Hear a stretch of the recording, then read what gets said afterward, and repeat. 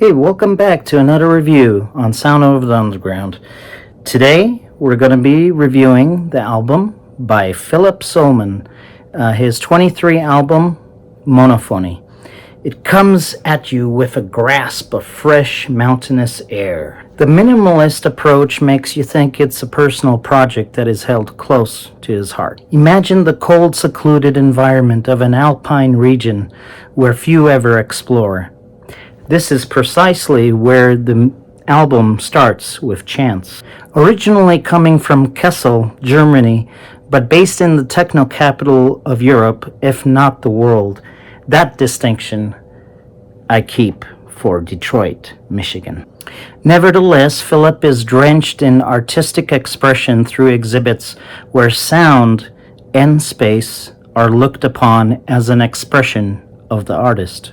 Sollmann's website has a slew of photos and physical spaces that are experienced through space and music.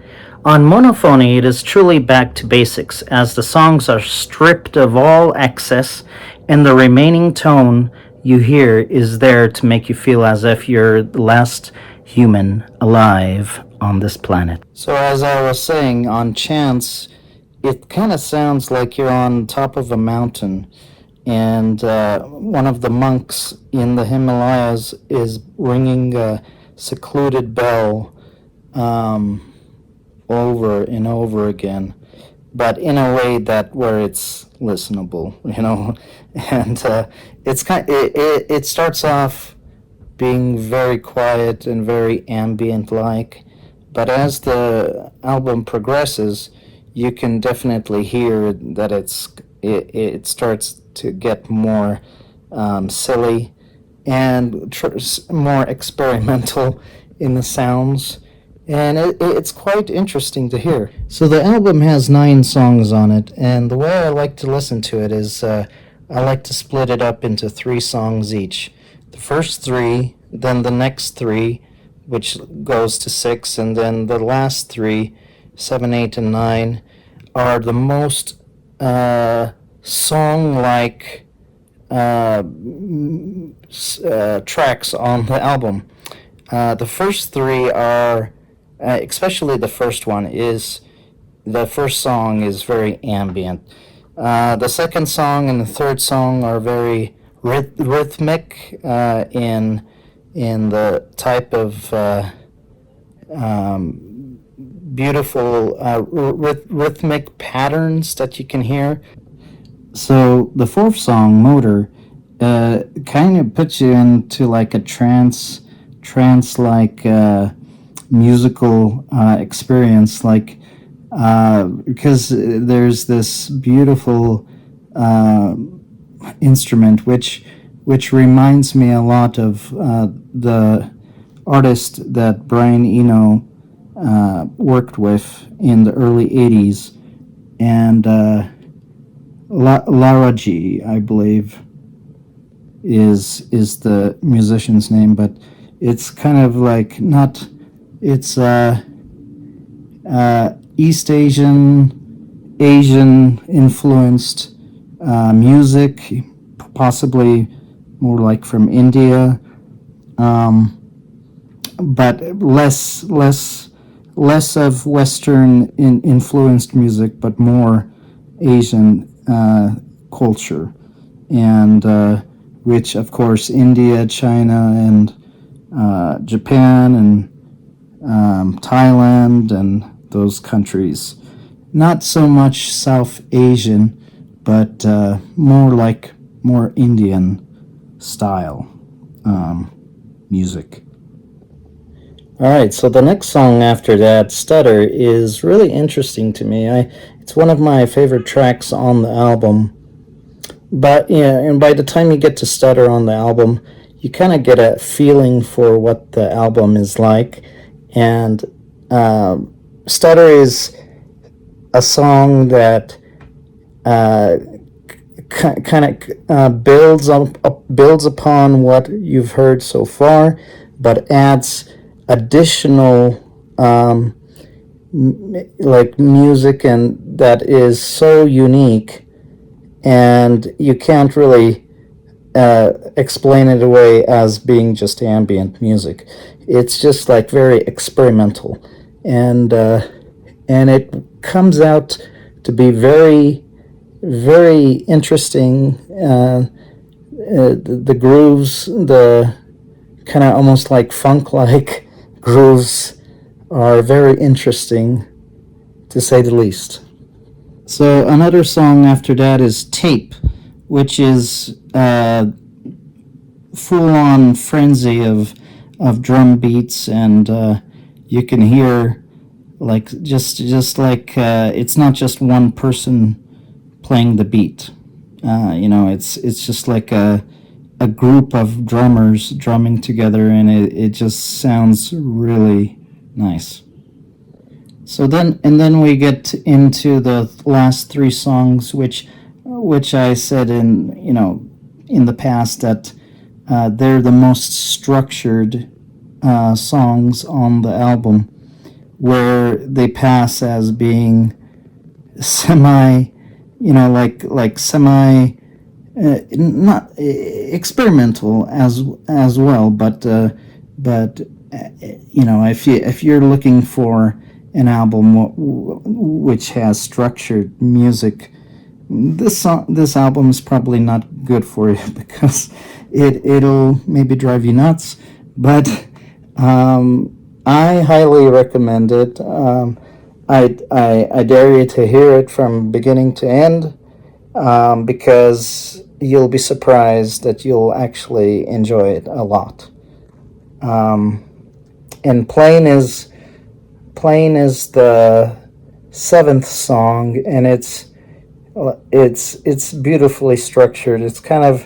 It starts off with being kind of all over the place, but nevertheless, it is the most structured song on the album, and in my opinion, and it's very good. And the next song after that, U/O. I've been thinking about what exactly does that entail? What does it stand for? But not sure. But it's a good song, and the last song is my least favorite song off the album, and yeah. So I mean, listen to it and let me know if you like it. But yeah, it's my least favorite. So Phillip Sollmann, he's put out other albums, and he went to the university in Kassel, Germany, and for, I believe it was like sound design or something like that. So he actually has been studying this, how to structure sound within spaces, and so his approach to the music is very unique and very, very intelligent. Like, it makes you think. Kind of like Pink Floyd, where when you listen to Pink Floyd, you not only do you rock out, but you also think about what they're talking about and what they're singing about. So same for this album is, I would consider it like, it's obviously ambient music, but it's also experimental / minimalist techno, possibly. Kind of like Plastic Man almost. Richie Houghton from Canada. Although Richie Houghton is more just pure techno music. This album by Phillip Sollmann has like atmospheric feeling to it, because it's like an experience all by itself, just listening to the songs, and they put you in a trance. They can put you to sleep, and they can make you dance. So I guess it just depends on what kind of music you like. If you like ambient, if you like experimental music, if you like trance-like style, like Indian